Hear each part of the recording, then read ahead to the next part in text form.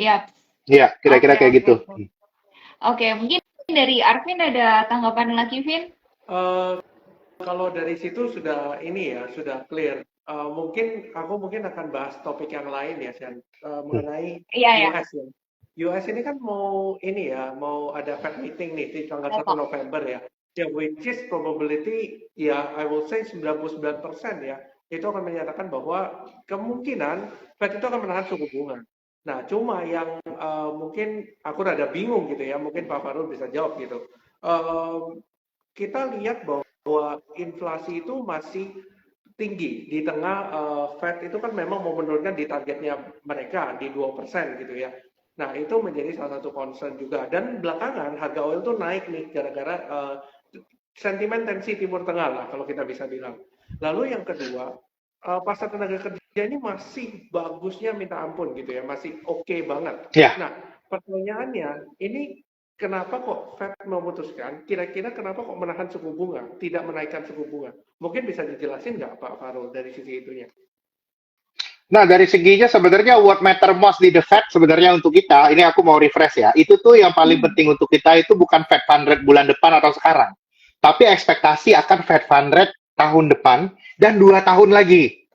Hmm. Nah, marketnya kenapa kemarin itu gerak? Jadi ya, awal tahun ya, Fed terus naikin dari awal tahun, tapi marketnya nggak gerak. Karena marketnya expect 2024 udah pong. Itu awal tahun ya. Sekarang, Fed-nya stay, tapi marketnya kenapa turun? Karena marketnya expect ini higher for longer.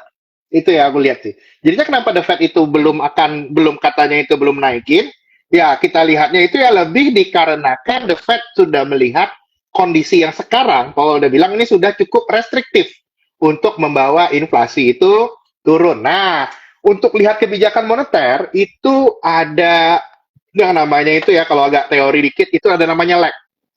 Kebijakan suku Hmm. bunga sekarang itu tidak akan berdampak immediate, tapi baru akan berdampak itu 6 bulan, 12 bulan lagi. Jadi pengetatan yang dilakukan The Fed sekarang baru akan membawa penyesuaian ekonomi itu 3 sampai 6 bulan ke depan. Jadinya kalau sekarang The Fed itu nahan, berarti dia sekarang sudah melihat ini sudah cukup untuk menahan inflasi terus naik dalam beberapa bulan ke depan. Walaupun memang tadi Alvin bilang data-data Hmm. masih bagus. Hmm. Nah, data-data masih bagus ini mungkin yang akan memprevent juga ekspektasinya itu mungkin bisa berubah juga nih tahun depan. Ternyata memang higher for longer ya, interest rate-nya masih bisa stay lebih tinggi lagi. Nah, analogi central bank itu gini deh. Analogi central bank itu paling gampang itu bank sentral itu adalah gembala. Gembala sapi, gembala kambing. Oke? Tugas gembala nggak bisa, itu ngarahin aja. Oke, Hmm. kambing di kanan ada rumput, ada padang rumput, rumputnya bagus, hijau-hijau enak, diarahin kanan, kanan jalan. Tapi nggak pernah bisa dorong langsung. Kira-kira central bank seperti itu. Dan di interest rate ini, central bank memberikan guidance saja, arahan. Apakah dia bisa langsung mengintervensi di market? Nggak bisa. Bond yield jalan sendiri. Interbank market, apa namanya, tingkat suku bunga yang kejadian di pasar jalan sendiri. Nah, yang dari The Fed ini hanya bisa melakukan guidance. Nah, guidance itu yang muncul dalam bentuk Fed Fund Rate ini. Dan menurut The Fed, dari boardnya ya, lihat memang kondisi sekarang cukup. Nggak tahu kalau nanti tiba-tiba harga minyaknya naik lagi, atau kayak kata Arvin tadi bahwa pasar tenaga kerjanya masih bagus. Kalau aku sih berpandangan memang Amerika ini masih bagus ya. Memang kalau mau ekonomi, apa namanya, inflasinya calm down, kita butuh perlambatan yang material di Amerika Serikat. Ini yang tidak kita inginkan, tapi kita harus waspadai. Oke, berarti apakah ini ya Pak Farul, apakah mereka sudah melakukan ekspektasi terhadap soft landing ya yang terjadi di US? Atau Yes, sekarang skenario-nya soft landing. oke, Soft landing, even kalau aku bilang bukan soft landing lagi, nggak ada landing Pak. Dengan tingkat suku bunga sekarang, Landing itu ya. expect tahun depan nggak ada potong, berarti Amerika masih bagus, masih gas. Ini sekarang nggak ada landing nih. Ini ekspektasi yang lagi jalan di market sekarang.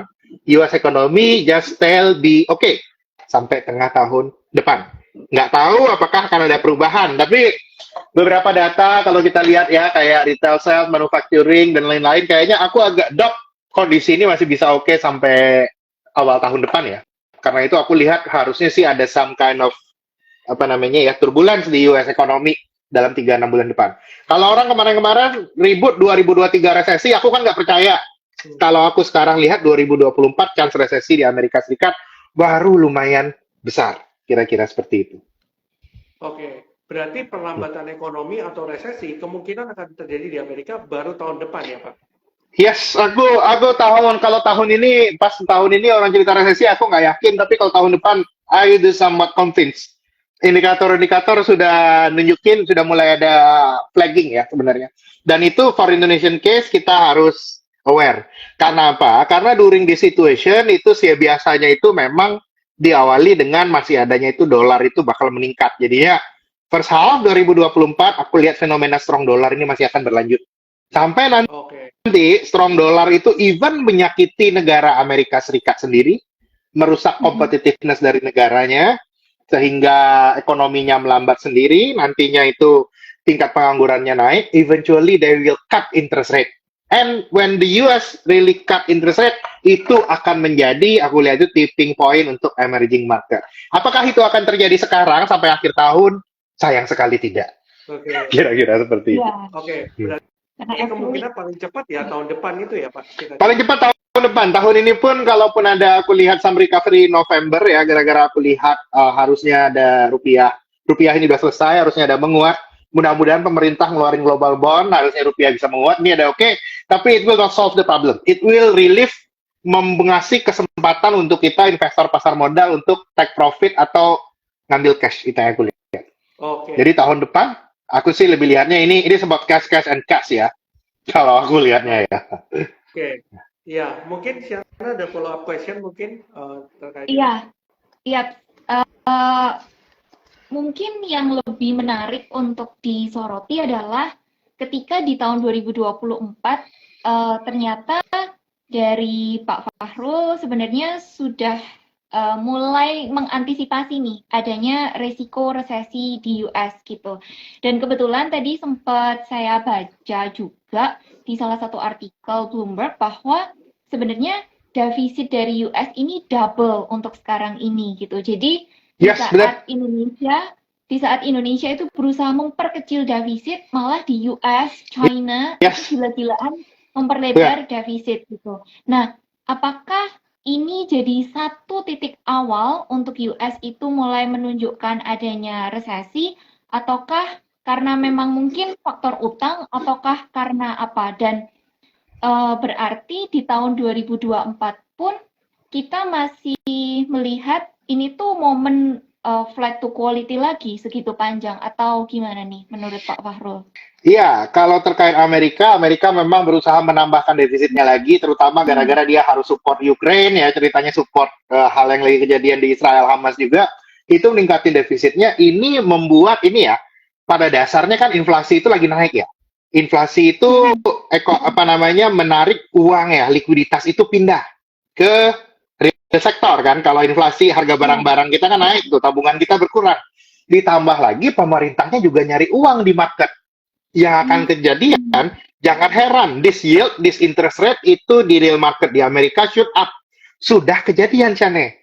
Kalau udah naik, interest rate-nya itu tinggi, apakah private sektornya itu jadi mau spending juga? Ngapain aku spending kan? Mending aku beli obligasi aja, bunganya udah ketinggian. Bisnis jadi nggak oke. Ini yang nantinya itu akan membuat resesi di Amerika Serikat. Karena mau nggak mau private sektornya akan dipaksa menabung untuk bisa membiayai dari fiskal defisitnya di Amerika Serikat ini. Dan perlambatan ini mau nggak mau akan sampai kemana-mana juga. Ini juga hal yang harus kita perhatikan untuk Indonesia menuju tahun 2024. We are not in an easy situation. Itu intinya. Dan tema bisnisnya mungkin yang kayak aku kemarin bilang ini inflationary. It is a multi-year inflationary on stock market. Kita harus cek perusahaan-perusahaan yang marginnya gede. Nggak ada lagi cerita turnover. Kalau cerita turnover berarti butuh working capital besar ya kan? Kalau butuh working capital besar, bunga harus rendah dong. Bisnisnya nggak bisa lagi bunga rendah, buat working capital loan mesti bayar tinggi. Mau nggak mau harus margin besar, bisnis yang bisa self-financing, self-expansion. Itu kondisinya. Itu yang harus kita mulai filter dari yang sekarang. Kalau sektor by sektor, aku percaya sektor consumer will be the winner next year. Di luar, di sisi lain, adanya belanja pemilu dan kemungkinan meningkatnya nilai upah minimum regional kita ya di mana-mana Ya. gitu ya kita. Intinya company yang cash buffer-nya juga gede kan ya Pak untuk bisa stay survive. Ya, cash flow aku lihat ya tahun depan itu screening lu pertama itu GPM and GPM. Not even I am not talking about EBITDA, I am not talking about EBIT, net profit GPM. GPM-nya tahun depan itu turun apa naik itu kamu screen. Oke. We will talk about business. Kalau Ya. GPM-nya bagus, financing bisa menyusul yang bagus. Karena habis ini orang flight to quality. Ada problem Ya. di capital structure-nya nggak apa-apa, asal gross profit margin-nya bisa tinggi. Itu harus Ya. kita lihat. Yang so far itu kelihatan di perusahaan consumer dan beberapa perusahaan batu bara sebenarnya. Karena itu aku sih masih suka batu bara untuk ke tahun depan. Tapi apakah belinya sekarang? Nah, nanti dulu kita lagi ada di fase gejolak. Ini likuiditasnya masih di ini ya tipis. Kalau berenang itu kalau ya airnya nggak ada susah. Kita Ya. harus tunggu dulu sampai kondisinya terliquid. Ya. Oke. Mungkin izin satu follow up lagi ya, Arvin, sebelum ke kamu. Ya. Nah, tadi menarik sih, kita udah ngobrolin tentang US, tentang China juga yang memperlebar defisit. Tadi sempat ada pertanyaan terkait dengan Jepang sih Pak. Mungkin agak nyebrang sedikit ya ke Jepang, yang Ya. mana hari ini benar-benar dari government, dari Central Bank of Japan, itu mengumumkan dia tetap menahan suku bunga negatif, tapi yield cap-nya dinaikin bisa sampai ke 1%, betul. Nah, dan juga target inflasinya dinaikin dari 2% ke 3%. Intinya Bank of Japan ini jadi outlier gitu. Di saat bank yang lain itu tuh berusaha tightening, si Jepang ini malah easing gitu. Sebenarnya efeknya itu gimana sih Pak ke likuiditas global dan apakah akan ada efek ke Indonesia pada akhirnya?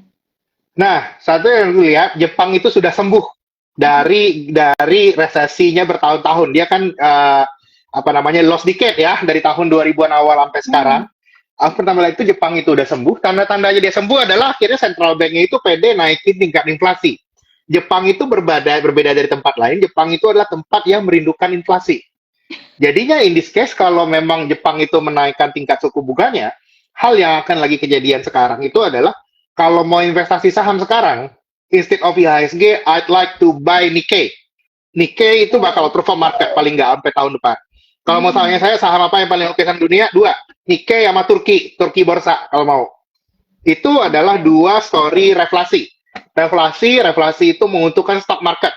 In that kind of market, forget the bond, buy the stock. Itu kondisinya. Nah, dampaknya apa ke kita? Nah, selama the Bank of Japan itu masih nahan-nahan sekarang, biarin yield-nya naik, tapi suku bunga acuannya nggak naik, tapi likuiditas Jepangnya masih banyak, itu harusnya masih oke, harga komoditas harusnya masih meningkat.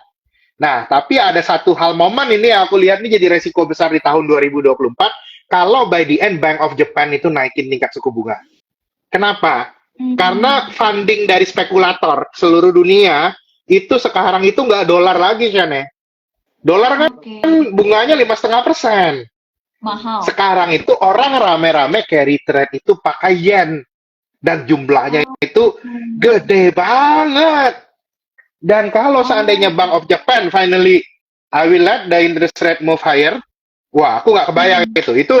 It will shock everybody sih. Jadi menurut aku in this tightening cycle, the things that we need to watch at is BOJ rate hike next year. BOJ rate hike ini kita harus lihat seberapa kuat market itu mengantisipasi, karena sekarang itu spekulasi on minyak, on gold, on Bitcoin even, itu on emerging market juga yang carry trade itu ya, yang pinjam yen beli rupiah, itu size-nya itu gede banget. Ini yang aku lihat itu resikonya deh. Dalam jangka pendek ini oke, ini masih oke, tapi kalau aku lihat itu resiko paling besar itu kalau benar-benar BOJ itu naikin nanti. Resiko kita tahun depan. Berarti ada chance untuk Bank of Japan itu tidak lagi suku bunga negatif ya Pak? Kita bisa Iya, sudah selesai. Kalau menurut saya sangat pede sekali bilang Jepang itu udah sehat masalahnya. Dan masalah Jepang sekarang pindah ke Cina. Itu yang kejadian kan. Cina isin deflation gantian. Oke. Ya, boleh lanjut, Vin. Gimana, Vin? Ada follow up? Oke, tadi follow up question-nya tadi kan sudah bahas soal BOJ juga. Nah, ini ada satu follower juga nih yang tanya. Ini kira-kira kan tadi Pak Farul sempat ngomong nih untuk raise cash ya. Nah, apakah wise Pak untuk kita raise cash dalam Japanese yen? Ini yang menjadi pertanyaan banyak orang juga sih Pak Farul. Oh,